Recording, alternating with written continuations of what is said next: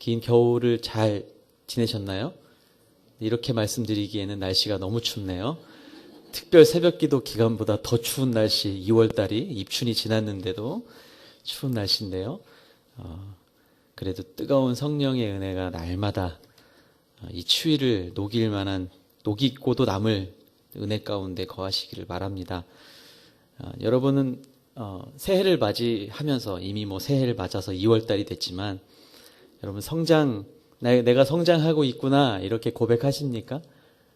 성장하고 계세요? 네. 아멘. 네. 성장하고 있다라고 믿어야죠. 그렇죠? 네, 아멘. 성장하고 있습니다. 저도 성장하고 있고 우리 모두 다 그리스도의 장성한 분량에 이를 때까지 잘 자라고 있습니다. 근데 작년보다 올해 얼만큼 더 진보했는가? 작년보다는 올해 더, 올해보다는 내년에 더 나은 진보를 이루어가고 있는가에 대한 질문이 오늘 나누고 싶은 말씀입니다. 만약에 달라진 것이 없다라고 한다면 여러분 더 열심히 살펴보고 정비해야 됩니다. 제가 태어나서 처음으로 작년에 새 차라는 것을 하나님이 어떻게 주셔가지고 차가 바뀌었는데, 여러분 새로 차를 사면요 보증 기간이 있어요. 그렇죠?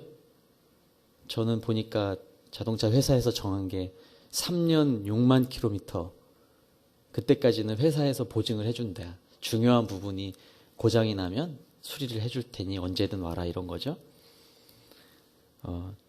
문제가 있으면 얼른 발견해서, 그래서 그 처음의 기간 동안 문제가 있다면 얼른 발견해서 고쳐야 그 차를 5년, 6년, 10년 이렇게 탈 수 있는 거죠. 그렇죠? 나는 그냥 타다가 한 3년까지 그냥 타다가 그냥 문제 있으면 팔아버리지, 그렇죠? 또 바꾸지, 이런 마음이라면 상관없겠지만 그런 분들 없으실 거예요. 그렇죠? 문제가 있다면 얼른 발견해서 고쳐내야 하는 게 마땅합니다. 그렇지 않으면 작은 문제가 더 큰 문제를 만들어내서 차를 못 쓰게 되는 지경에 이를 수 있기 때문이죠. 뭔가 조그마한 문제가 발견됐을 때 어쩌지? 절망해서, 아니 내가 이렇게 새 것을 샀는데 벌써 이렇게 문제가 있다니 막 절망해가지고, 좀 나쁜 표현이지만 재수가 없네. 왜 내 차만 그래? 그러고 가만히 있는데 차를 새 차로 바꿔줄 사람은 아무도 없습니다. 그게 나의 권리이기도 하고, 그렇죠? 소비자의 몫이기도 한 것이죠. 그러니까 이게 무슨 어떤 자본의 논리를 제가 말씀드린 게 아니라 세상의 이치가 그렇다는 겁니다. 우리 신앙생활도 마찬가지라고 저는 생각이 들었어요. 오늘 말씀을 준비하고 묵상하면서 생명이 있는 것, 우리는 다 생명이죠. 유기체잖아요. 유기체. 어떤 유기적인 우리 신체의 작동을 통해서 우리가 먹고 자고 다시 일어나고 일을 하고, 그 생명이 있는 모든 것에는 이 성장과 성숙의 과정이 있다라는 거예요. 완벽한가? 아니죠. 아플 때도 있고, 어떨 때는 내 마음대로 그 일이 되지 않아서 속상할 때도 있고, 감정의 변화도 있고,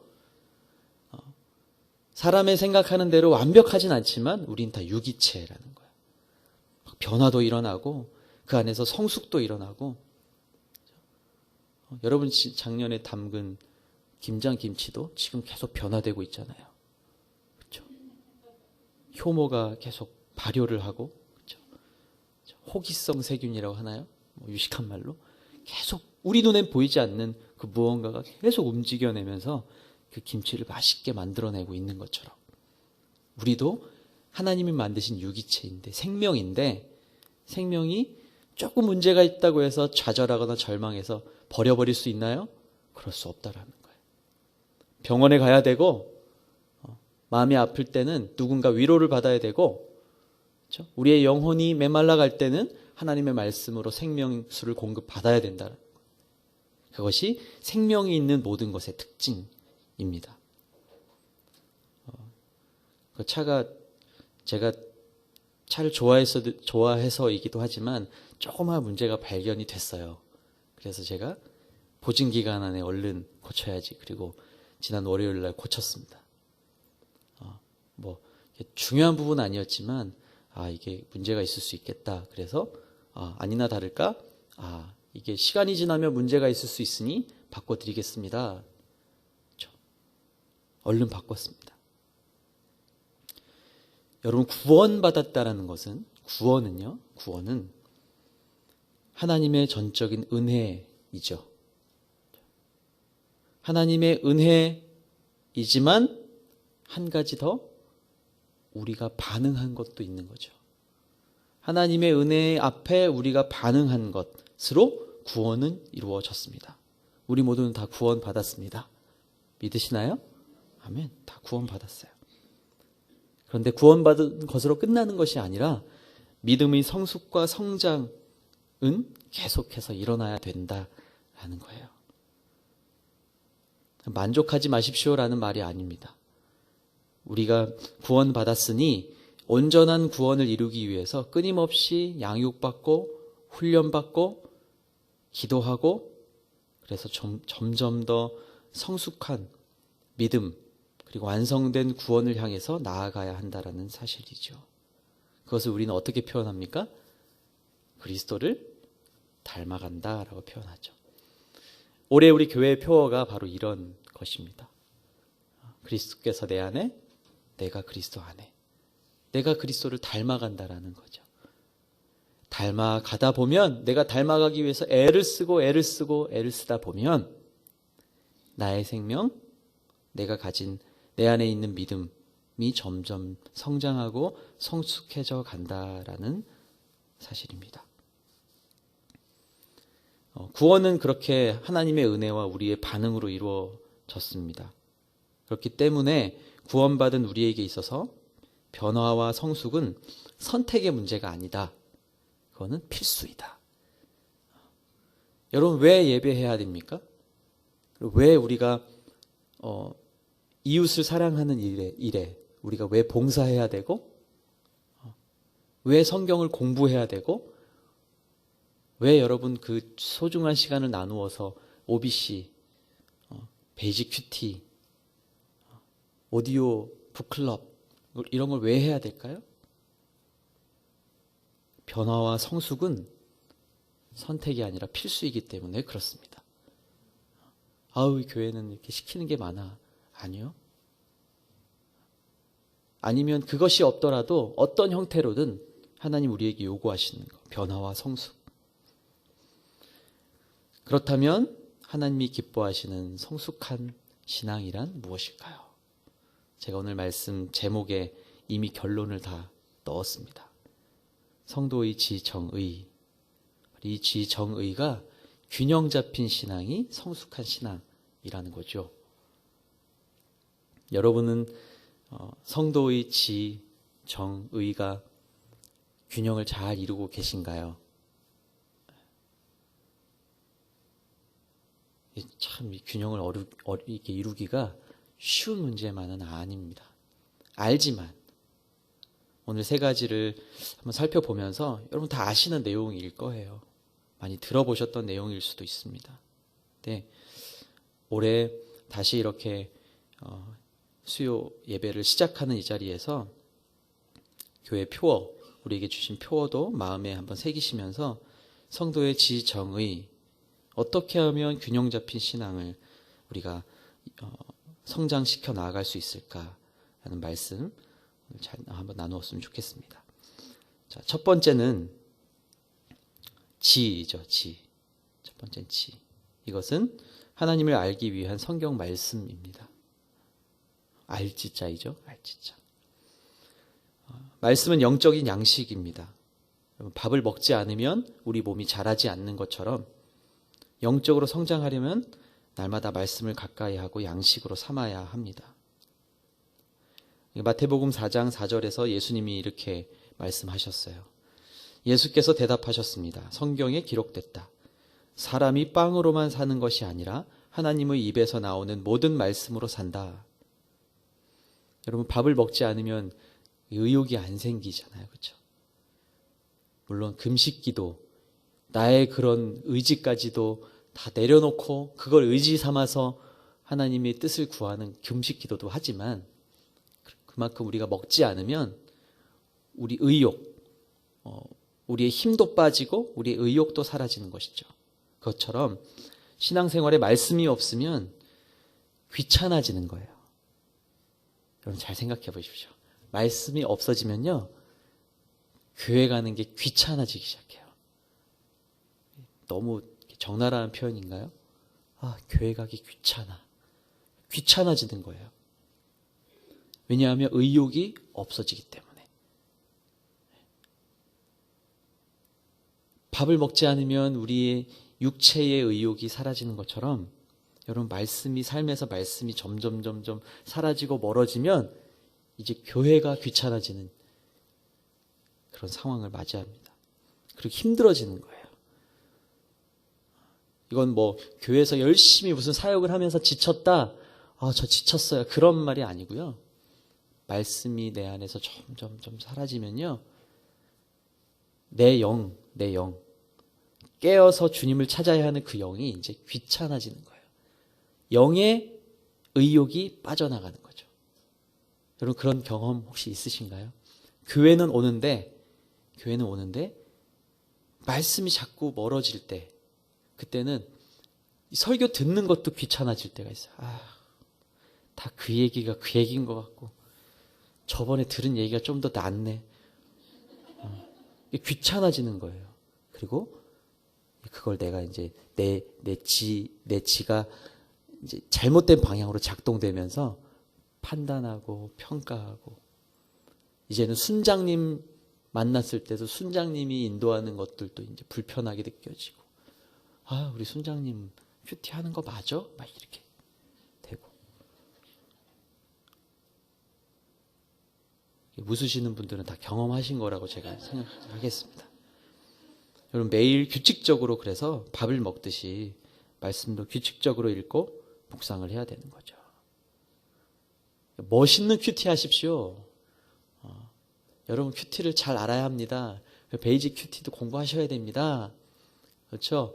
성숙을 위해서 다 필요한 일이에요. 근데 더 중요한 건 매일 내가 얼마나 말씀 가까이에 있는가.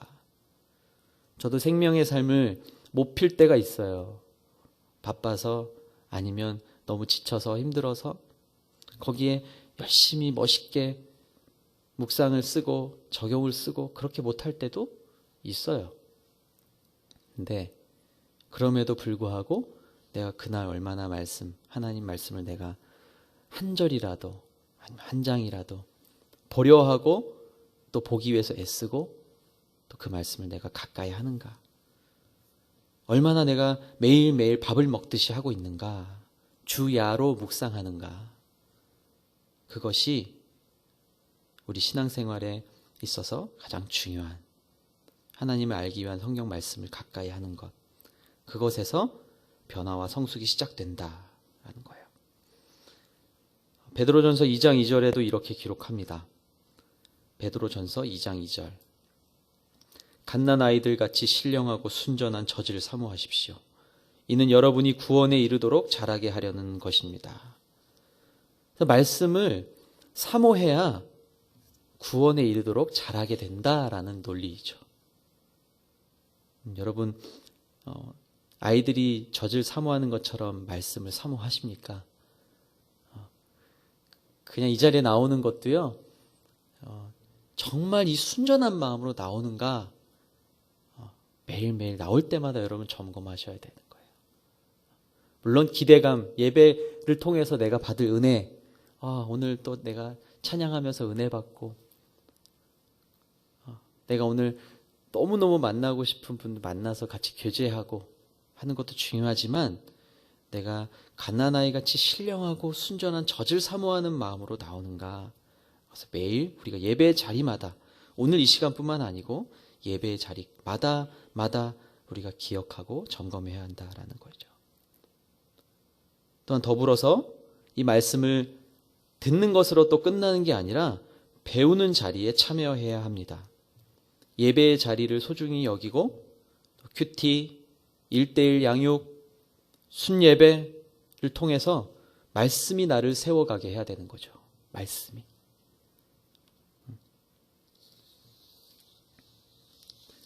제가 어제 또 그 성도님 한 분을 만나서 이제 상담을 이제 요청받아서 상담을 했는데요. 이분이 믿으신 지는 오래되었지만 싱글이세요. 싱글. 아직 결혼 안 하신 분이신데 질문이 생기는 거예요. 여기저기서 막 여러 가지 얘기를 막 들었는데 그게 잘못된 건지 내가 볼 때는 뭔가 아닌 것 같기도 하고, 근데 결론부터 말씀을 드리면 이렇게 우리 교회가 아니라 다른 믿음을 갖고 있는 분들이 관계를 이용해서 이제 접근을 한 거예요. 이분은 그래도 이렇게 나름대로 본인을 잘 지켜내고 또 이렇게 잘 끊어냈어요. 근데 그분들이 한 이야기가 쌓여서 진짠가? 이렇게 가는 거예요. 의심까지도 든다라는 거예요. 그래서 기도도 안 되고, 그래서 예배 시간에 와도 말씀도 잘 안 들리고, 진짜 저게 거짓말이면 어떡하지? 막 이런 생각까지 든다는 거예요. 그래서 제가 그랬습니다. 말씀을 매일매일 규칙적으로 잘 먹고 묵상하고 그리고 그 말씀을 가지고 기도하면 하나님이 분별할 수 있는 능력을 주실 거라고. 다행히 그분은 바른 말씀 안에서 또 잘 그걸 지켜오고 계셨더라고요. 그런데도 본인이 그렇게 마음을 정했지만도 여전히 그 말씀이 아닌 다른 것들에 귀를 기울였던 그런 것들 때문에 여전히 불안하고 그게 자꾸 생각이 난다는 거예요.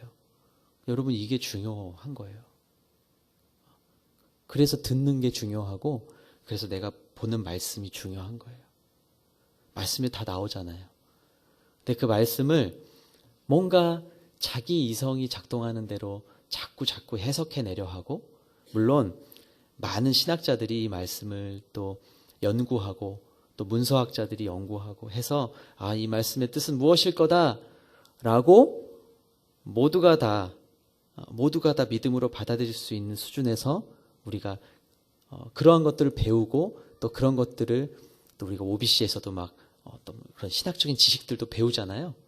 그 배우는 것을 넘어서서 내가 이 말씀에서 하나님이 어떤 음성을 듣는가, 이 말씀을 통한 다른 사람의 목소리가 아니라 이 말씀을 통해서 하나님이 뭐라고 말씀하시는가를 내가 듣지 못하고 다른 사람들이 그 이야기에 자꾸 귀를 기울이다 보면 진짜 나중에는 진짜 내 믿음도 흔들려 버리게 되는 그런 일이 있을 수 있겠구나. 저도 그걸 발견하게 됐어요. 여러분, 그래서 예배의 자리가 중요합니다. 말씀을 들었으면 그 말씀을 가지고 큐티하고 묵상하고 1:1 양육을 하고 또 순예배 통해서도 그 말씀을 나누는 것, 그것이 정말 중요한 거예요. 분명히 조금만 우리가 말씀을 가까이 하고 조금만 더 이 말씀을 매일매일 묵상한다면 우리가 어떤 유혹에서도 다 넘어가고 또 어떤 잘못된 신앙적인 그런 지식과 유혹에서도 다 넘어갈 수 있다라고 저는 생각해요. 우리 모두는 다 오늘 본문 말씀, 오늘 큐티 본문 말씀도 그거였죠. 부활이 없다라고 말하는 고린도 교회 사람들, 거기에 있는 사두개의 파 사람들도 있었을 것이고 다 못 봤잖아요. 우리는 부활하신 예수님 눈으로 못 봤잖아요. 근데 예수님이 그 못 본 것 때문에 못 믿는 사람들 앞에 나타나셨잖아요. 예수님은 그렇게까지 해주셨잖아요. 근데 우리는 지금 그것을 이 말씀을 통해서 그 놀라운 구속의 역사를 고스란히 보고 있는 건데, 나는 예수님 못 만났다고, 나는 하나님 음성 꿈에서 누구누구야 나는 들은 적 없다고, 그걸 들어야만 진짜 신앙이라고 말하는 이상한 걸, 그런 사람들의 말에 꿰어가지고, 그렇죠? 방언으로 기도 안 하면 기도 아니라고 얘기하는 대전의 모 교회가 있어요. 제가 전에 말씀드렸죠? 여전히 제가 이렇게 말씀을 통해서 오늘 말씀을 전하는데 여전히 의심이 드시나요? 의심되는 마음이 있으신가요? 이렇게 버리셔야 되는 거예요. 그거는 잘라서 버려내셔야 되는 거예요. 저거는 맞는지 한번 생각해 볼까? 그러시면 안 돼요. 변화와 성숙, 참된 지, 하나님을 알기 위한 성경 말씀을 들었다면 내가 들었던 잘못된 것들은 과감히 잘라내는 그게 변화와 성숙의 시작입니다. 혹시 그런 것들이 여러분 마음속에 남아있다면 접으십시오. 그리고 잘라내십시오. 그리고 말씀으로 돌아오시기를 바랍니다. 두 번째는 정이죠. 지, 그다음 정. 정은 하나님을 경험하는 기도의 자리입니다. 여러분, 기도가 무엇인가요? 기도. 주일학교 때 배운 대로 하면 하나님과 대화하는 것, 이렇게 배웠거든요. 맞죠? 하나님과 대화하는 거예요. 하나님과 소통하는 것. 기도는 영혼의 호흡이다, 이렇게도 말할 수 있을 것 같아요. 이건 뭐 많은 책에서 많은 우리 신앙의 선배들이 이렇게 고백했던 내용이죠. 내가 기도할 때는 나의 입술의 고백이 하나님께 올려지고 또 하나님께서 그 기도를 들으시고 나에게 하시는 말씀을 듣는 시간, 그것이 기도입니다. 우리가 숨을 내쉬고 숨을 들이쉬는 것처럼 기도를 할 때 나의 죄악과 나의 상처들이 나아가고 버려지고 성령의 충만을 받는 것이죠. 그래서 호흡이라고 하는 거예요. 우리가 숨을 내쉬고 들이쉬고 하는 것처럼 기도는 영혼의 호흡이니 우리가 기도할 때는 나의 죄악, 나의 회개를 통해서 나의 죄악이 씻어지고 나의 상처들도 버리고 오직 성령의 충만함만이 채워지는 것이 기도라는 거죠. 그래서 여러분 기도를 하게 될 때 기도를 하면 할수록 하나님의 마음을 더 깊이 알아지는 거죠.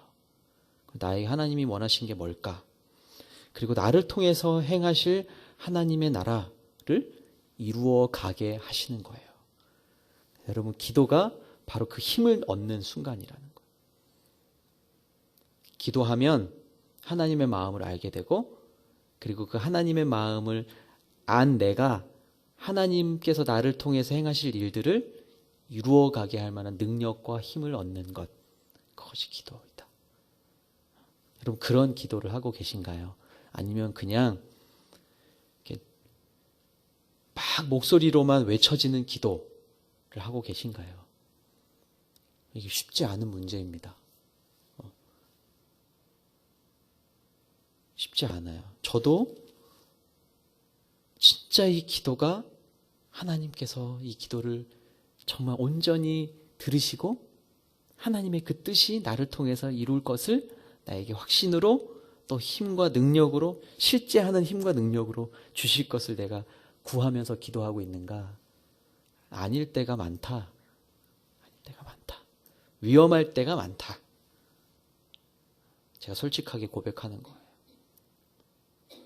물론 그 시간까지도 하나님께서 기쁘게 받으실 거라고 믿지만 적어도 여기 계신 분들, 물론 교회에 처음 나오신 분들은 계속해서 이것들을 알아가야 될 시간이 있어야겠지만 여기 계신 그래도 신앙의 연륜이 오랜 시간의 연륜을 가지고 있는 또 저와 여러분들은 우리 기도가 정말 하나님 앞에 깊이 있는 기도가 이루어지고 있는가, 하나님을 경험하는 자리가 되고 있는가 하는 것도 고민해 봐야 된다는 겁니다.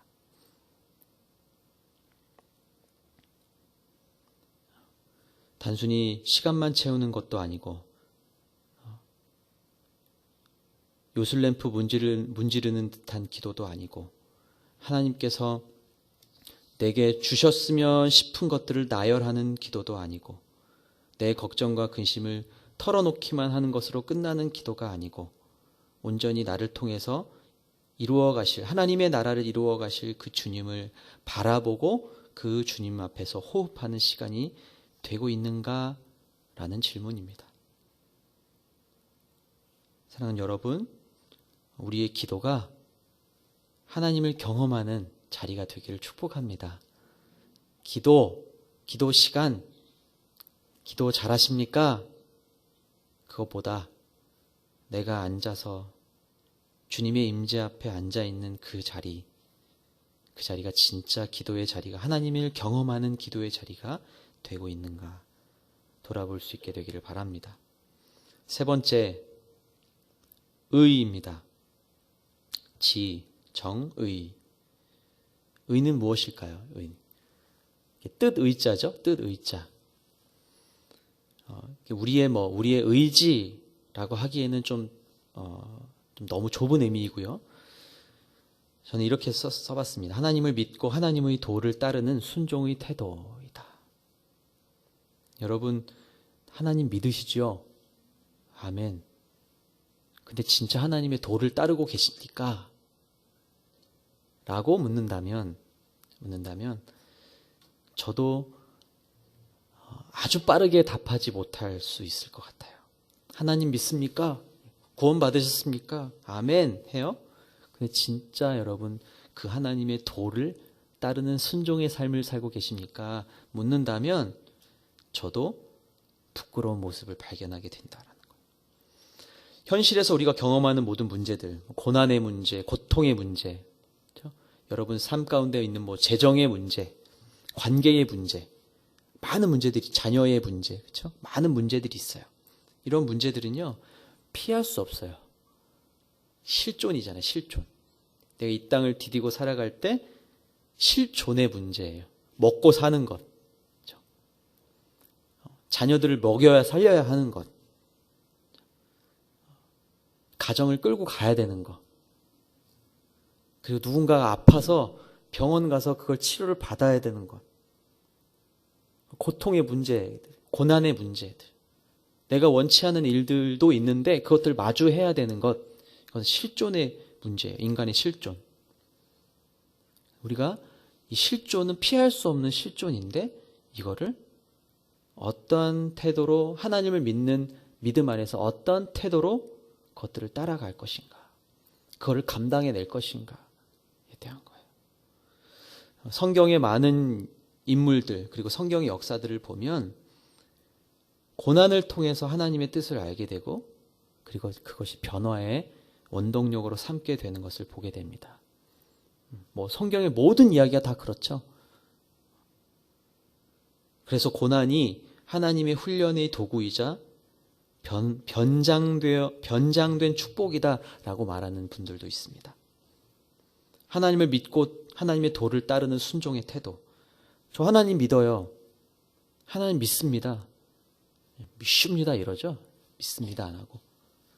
믿으십니까? 믿습니다. 아멘 하죠.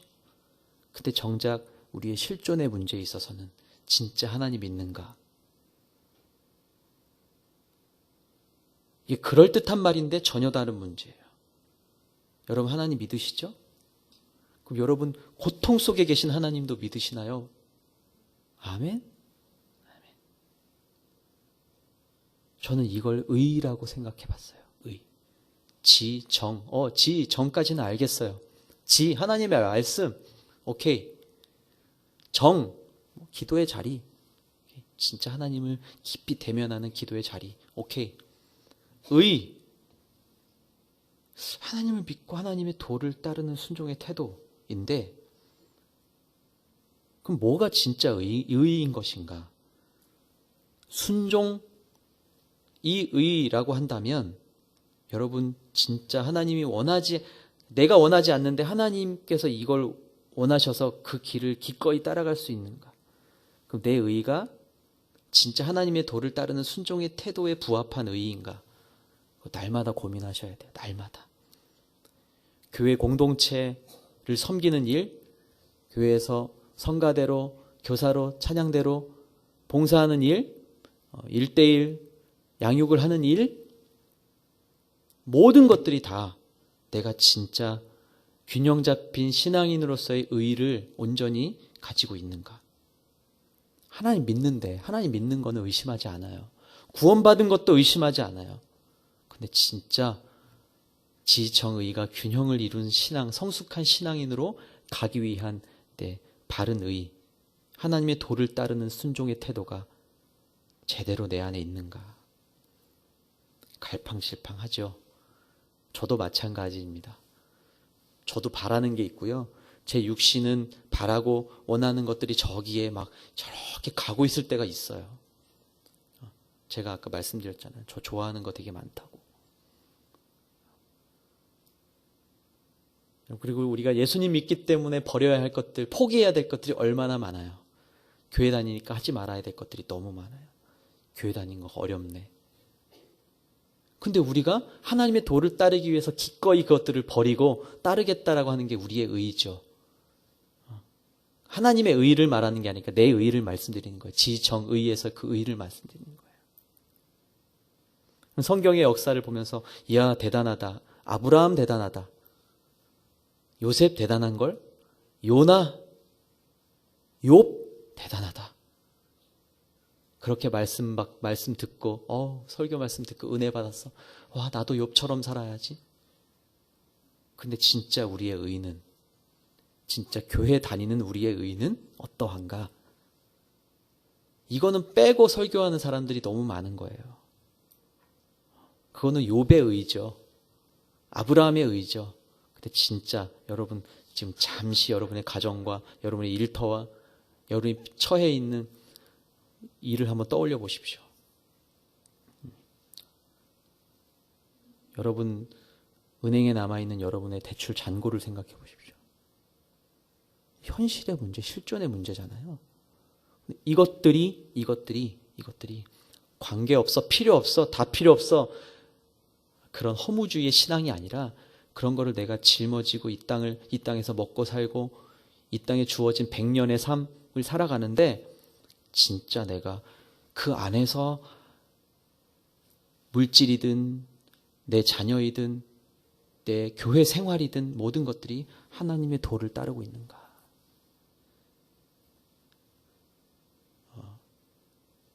묵상하면 묵상할수록 되게 무거워지는 질문이에요. 저 스스로에게도. 너는 정말 하나님의 도를 따라서 목회의 길을 가고 있는가? 100%다? 말 못하겠는 거죠. 그러나 우리는 완성된 완벽한 존재가 아니라는 사실을 다시 떠올리게 돼요. 제가 이렇게까지 얘기하고 우린 다 이상합니다. 희망이 없습니다. 그게 결론이 아니라 그렇기 때문에 우리는 하나님 앞에서 하나님의 긍휼하심을 입을 사람들로 살 수 있는 거죠. 완벽한 사람이 없죠? 우리는 완성된 존재가 아니라 변화와 성숙을 통해서 완성해 나아가는 존재라는 거죠. 하나님 뜻을 알았다면, 그리고 내가 하나님과 교제함 안에 있다면 돌아서 순응하는 태도, 어떤 모양이든 또 때로는 내 힘 때문에, 내 선택 때문에 만나게 된 고난과 아픔의 문제들까지도 그 자리에서 겸손하게 돌이켜서 주님을 바라볼 수 있는 그 마음, 그것이 진짜 지정의, 균형 잡힌 지정의라는 사실입니다. 여러분, 아픔 가운데 계십니까? 걱정과 근심이 막 가득 차 있으십니까? 고통의 문제, 해결할 수 없는 고통의 문제 때문에 힘들어하고 계신가요? 더욱 겸손하게 돌이켜서 하나님의 말씀 앞으로, 기도의 자리로, 그리고 하나님의 도를 따르는 순종의 자리로 돌아올 수 있게 되기를 바랍니다. 그래서 올 한 해 우리 믿음이 더욱 성장하고 성숙되는, 그래서 서로 만나면 와, 참 작년보다 다르시네요. 작년에는 볼 때마다 다 이렇게 쳐다보셨는데 올해는 좀 더 부드러워지셨군요. 올해는 우리 자매님 좀 더, 여전히 힘드신 것도 알겠지만 여전히 힘드시죠? 그러나 작년 같지 않으세요. 더 편안해 보이고 더 성숙된 모습으로 얼굴 표정도 좀 많이 바뀌셨어요. 이러는 고백이 서로 일어날 수 있게 되길 축복합니다.